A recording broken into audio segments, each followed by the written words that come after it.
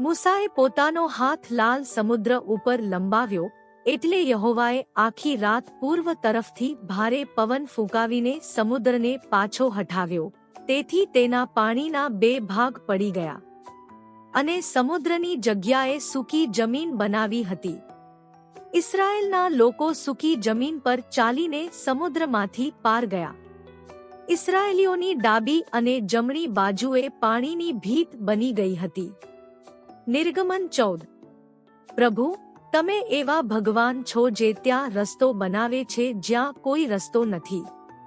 જેમ તમે ઇઝરાયલ માટે સમુદ્રને અલગ કર્યો હતો, તેમ હું તમારા પર વિશ્વાસ કરું છું કે તમે મારા જીવનના દરેક અવરોધને દૂર કરશો. જ્યારે આગળનો રસ્તો અશક્ય લાગે, ત્યારે મને યાદ કરાવો કે તમે પડદા પાછળ કામ કરી રહ્યા છો.